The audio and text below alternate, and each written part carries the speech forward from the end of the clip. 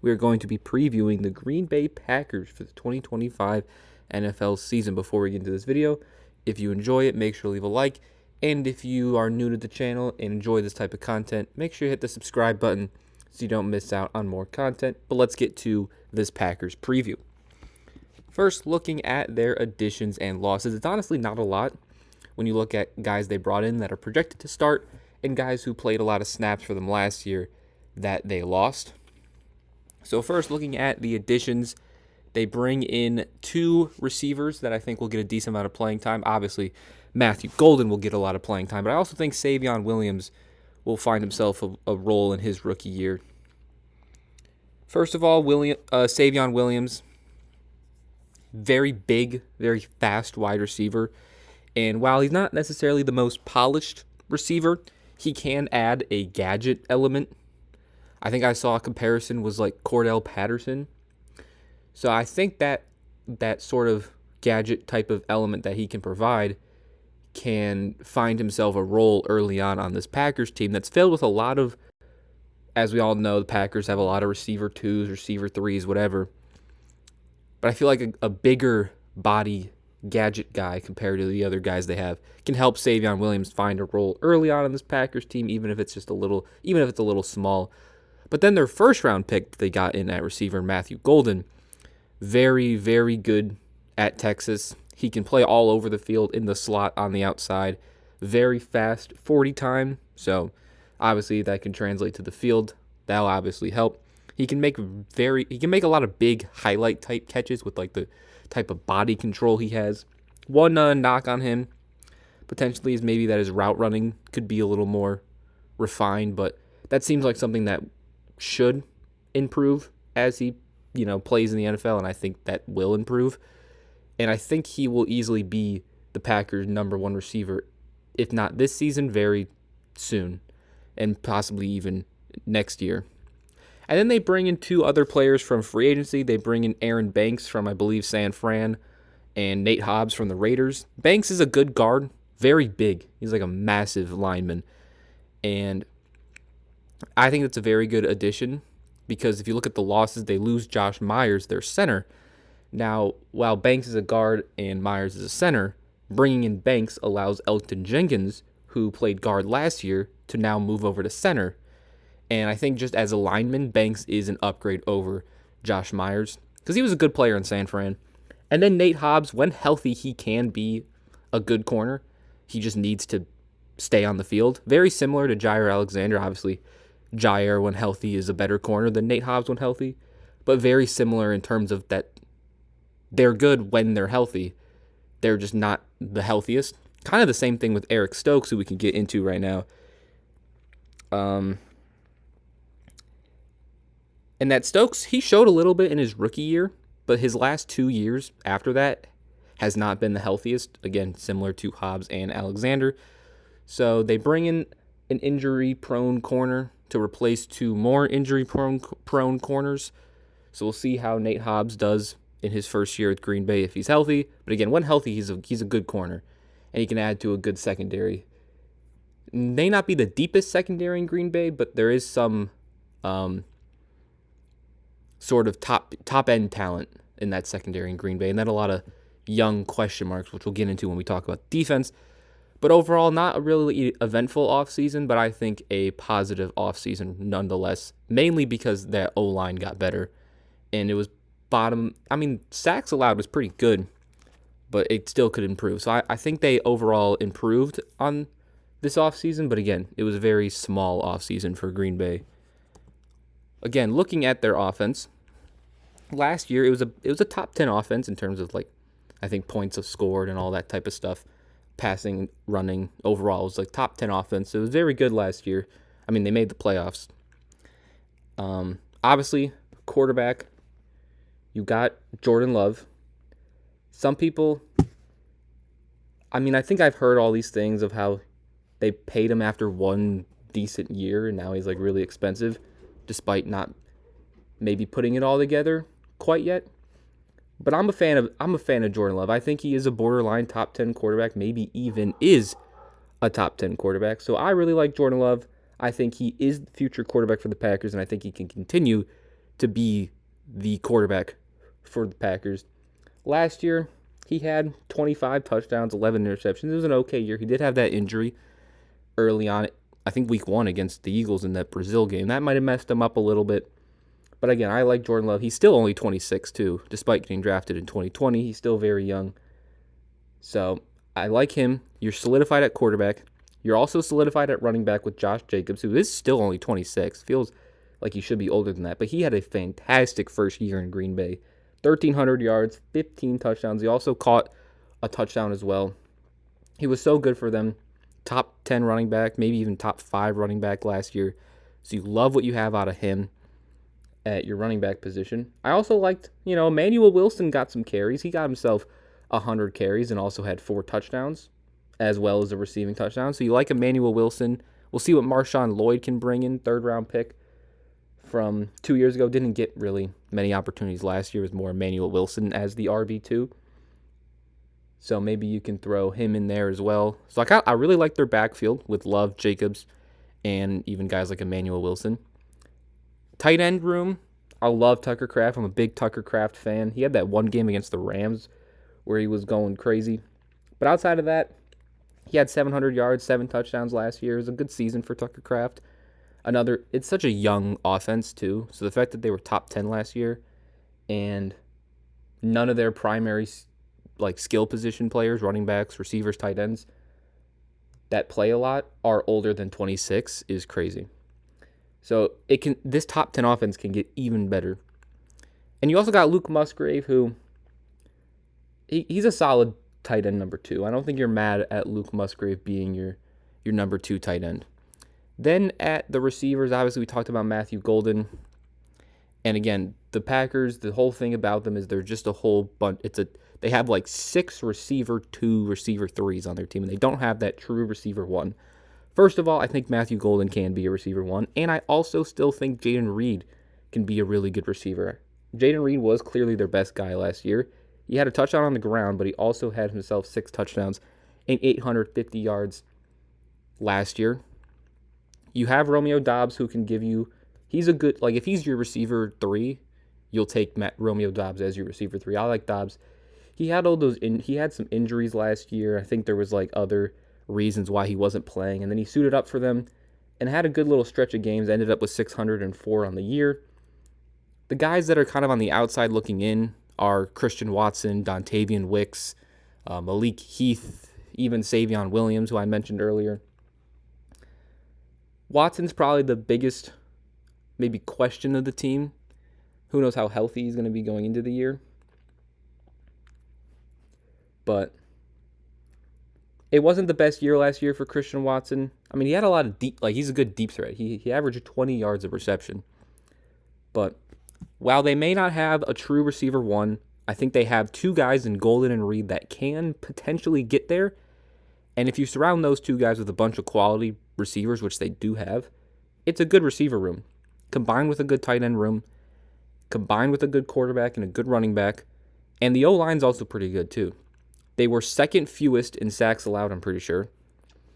And you obviously got Zach Tom, one of the better linemen in football, one of the better tackles in football, just got a big extension. Sean Ryan is a decent lineman. Aaron Banks, again, we talked about him. He's just a good player that they brought in from San Fran. And he, again, allows Elgton Jenkins to move to center to replace Myers, which is a much, much better upgrade. And Elgton Jenkins is a good player, too. So you got Banks, Jenkins, who are good. Sean Ryan and also Rasheed Walker are solid to okay. But they were both drafted in 2022, so they're still pretty young. And then you know what you got, and you like what you got out of Zach Tom. So it's a good O-line that can get better because of how young it is. And it did get better just in the offseason, bringing in a guy like Aaron Banks and putting Elgton Jenkins at center. So it's a good offense. It was top 10 last year, and I think it can get, I don't know if it can get better this year. I think it might stay around the same. But there's so much upside and potential and youth on this offense that in 2-3 years, they could be an easy top 5 offense in football. Now moving on to the defense, which was also very good last year. In points allowed, this defense was 6th in the NFL and 5th in yards allowed. Now, they didn't really make many changes, as you can see. They just bring in Nate Hobbs to replace Jair Alexander. That's pretty much it, because Eric Stokes didn't even play that much for them last year. I mean, Jair didn't really play much either.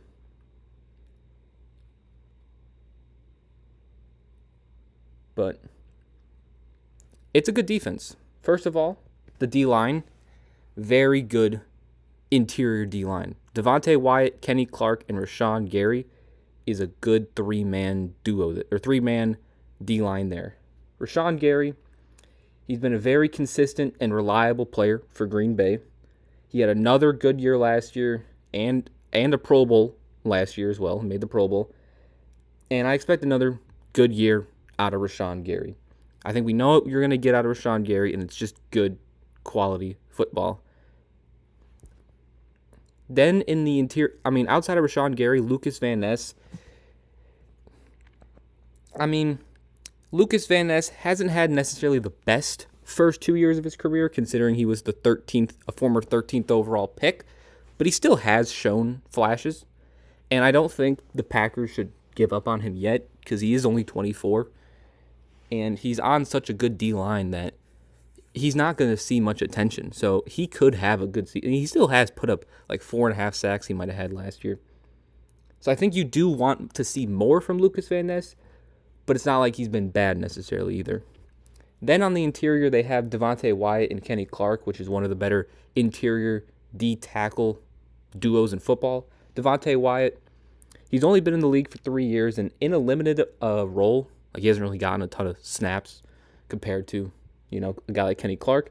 He's already had 12 sacks in 3 seasons, and he's gotten a good amount of pressures. And again, he's yet to play more than 50% of the snaps in a single season, and he's already racked up 12 sacks and a good amount of pressures. So I really like Devontae Wyatt as a young pass rusher next to Kenny Clark. Now, Kenny Clark's, while his best playing days may be behind him, he still made the Pro Bowl in 2023 with good sack numbers, with good pressure numbers. And to be honest, the whole Packers D-line was kind of disappointing through injuries and just underperforming. So if the whole unit plays better, I do expect Kenny Clark to be much closer to his 2023 self, which again, made the Pro Bowl. So it's a very good D-line with a lot of upside in guys like Wyatt and Lucas Van Ness. Then the linebacker room. The linebacker room might be even better than the D-line room with Quay Walker and Edgerrin Cooper. Now, Quay Walker, he's a pretty good run-defending linebacker, very secure tackler. He's gotten 100-plus tackles in his first 3 seasons. And he is, in terms of pass coverage, he's decent. He could definitely improve as a pass coverage, as a pass defender. But it's not bad. And again, he's only played in the league for 3 years, so you can expect that pass coverage to improve. And he also has 2.5 sacks in the last 2 seasons each, and he's only 24. So I really like Quay Walker. And then you have Edgerrin Cooper, who, as a rookie, probably he was probably one of the better linebackers in all of football as a rookie, and he only played 14 games. And he only played 55% of snaps. And as a rookie, he had 80-plus tackles, 1 interception, 1 forced fumble.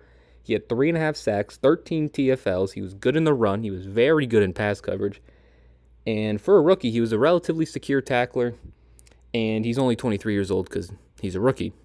So I'm a big fan of Edgerrin Cooper. I know everyone is. But him and Quay Walker in front of that really good D-line, because a good D-line just makes a linebacker's job so much easier. So for them to have that good D-line just helps those 2 young guys. And then the secondary was probably the best unit for the team last year. The team had the 3rd most interceptions in the league, headlined by Xavier McKinney, who got 8 interceptions last year, and he was one of the best safeties in the league.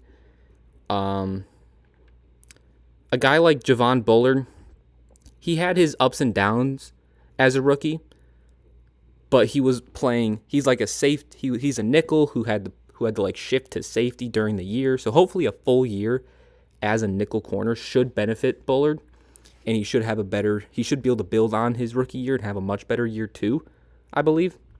Keyshawn Nixon at corner, he's pretty decent. He was pretty decent last year. He can also add a kick return element. I think he's made all pros as a kick returner before. But as a corner, he can be pretty decent for you. Again, maybe not like a top tier corner, but not a bad corner regardless. Evan Williams, their safety next to McKinney, had a solid rookie year as well. You like what Evan Williams did in his rookie year? Better than Javon Bullard. Again, Bullard didn't have a bad rookie year, but you really liked what you saw out of Evan Williams. And then two guys that I want to mention, Kitten Oladapo and Zane Anderson. They haven't played much, but I believe they could be pretty good players one day. They really haven't played much for the Packers at all in their first few years or whatever. Or I think they only played 1 year each. But I think they could be pretty good. And then another guy, Carrington Valentine, had a pretty good year too. And he might be needed with Nate Hobbs having his injury concerns, and with Javon Bullard having an up and down rookie year. You might need to rely on Carrington Valentine, their 7th round pick from 2 years ago. But if they do, I think they're fine with that because I think he's a pretty good player. And then there's also the whole Bo Melton story of how he's a receiver shifting to play corner. I mean, his brother plays corner, so he might be able to take some tips from him and have a good year and have a good career at corner. Who knows? But it isn't the deepest corner room because there's a lot of unknowns, guys who are rookies, young players, guys who haven't played a lot. But I do like the upside of a lot of guys on the secondary and the defense overall. Now, quickly looking at the special teams before we get to the schedule prediction. Kicker, you got Brandon McManus. When healthy, he's a good kicker. Fine kicker. Actually, yeah, he's a good kicker. Daniel Whelan is a solid punter. And then Mecole Hardman can offer good amount in the return game. And I also mentioned, again, Keyshawn Nixon has made all pros as a returner before, as a kick returner before. And Mecole Hardman can be a good punt returner and even kick returner. So I like the return room and Brandon McManus. And I think overall it can actually be a pretty good special teams unit.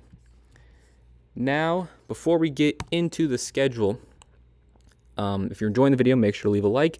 And if you're new here and enjoy the content over here, hit that subscribe button. It helps the channel out a lot. But now let's talk about the schedule. Now, being in the NFC North and having to play the NFC East, the Packers have the 6th hardest schedule in football. I mean, again, you have to play the NFC North twice. You have to play the NFC East. And you also got other teams outside of that aren't bad either, because you also got to play the AFC North in the Bengals and the Ravens. So I do think record-wise the Packers may not have as good of a year as they did last year just because of their schedule, but I think it'll be the case where it's like, yeah, their record was bad, but they played and they are much better than their record. So I think at worst they can get 2 wins versus their division. It's a really good division, especially with teams like the Bears getting better. I think at worst the Packers get 2 games against their division. And then I think they can beat the Browns.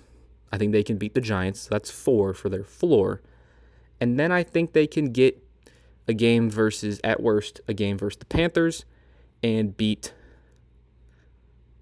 either one of the Cardinals or Steelers, which puts their floor at 6-11 for me. And now for the ceiling, I think at best they get 4 games in their division. I think they double their division wins for their ceiling. And then I think they beat the Browns. I think they can beat the Cowboys, beat the Steelers, Cardinals, Panthers, Giants, and even beat the Bengals, which would put their ceiling at 11-6, leaving their prediction at either 8 wins or 9 wins. And I'm going to stay on the positive side because I do like the team overall the Packers have. So I'm going to go 9-8 for my final prediction for the Green Bay Packers with a 6-11 floor and an 11-6 ceiling. If you enjoyed the video, make sure to leave a like. If you're new, make sure to subscribe. In the description, a link to the entire playlist of all the previews we've done will be there. So if you want to see a team you missed, check that playlist out in the description. And I'll see you guys next time. Peace.